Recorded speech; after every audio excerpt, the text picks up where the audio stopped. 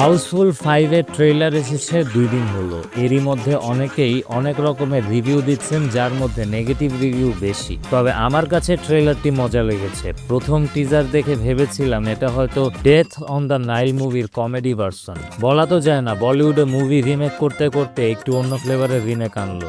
অক্ষয় কুমার, রিতেশ দেশমুখ ও অভিষেক বচ্চন অভিনীত এই ট্রেলারটি একদিকে যেমন হাস্যরসের ঝলক দেয়, তেমনি রহস্যময় হত্যাকাণ্ডের উপাদান যোগ করে নতুনত্ব আনে। একটি বিলাসবহুল ক্রুজে ঘটে যাওয়া খুনের ঘটনা এবং 3টি জলি চরিত্রের উপস্থিতি কাহিনীকে জটিল ও আকর্ষণীয় করে তোলে। রানা পাটেকারের নাচ এবং জনি লিভার, চাঙ্কি পান্ডে ও শ্রেয়াস তালপারের মতো অভিজ্ঞ কমেডিয়ানদের উপস্থিতি ট্রেলারে প্রাণ যোগ করেছে। তবে কিছু দৃশ্য অতিরিক্ত নাটকীয় ও পূর্ববর্তী কিস্তিগুলির পুনরাবৃত্তি মনে হতে পারে। দুটি ভিন্ন ক্লাইম্যাক্সের ধারণা নতুনত্ব আনলেও এটি দর্শকদের বিভ্রান্ত করতে পারে। হাউসফুলের প্রথম থেকে এখন পর্যন্ত যে 4টি পার্ট হয়েছে সেগুলোর কিছু কিছু ঝলক নতুনভাবে দেখানো হয়েছে। এটি আমার কাছে বেশি ভালো লেগেছে। এছাড়া সিনেমার ডায়লগগুলো সস্তা মনে হলেও সেগুলো হাসির উদ্রেক করে। সামগ্রিকভাবে হাউসফুল 5 এর ট্রেলার পুরনো হাস্যরসের ধারায় নতুন মোড় যোগ করেছে, যা দর্শকদের জন্য একটি মিশ্র অভিজ্ঞতা হতে পারে। ছবিটি 6 জুন 2025-এ মুক্তি পাবে।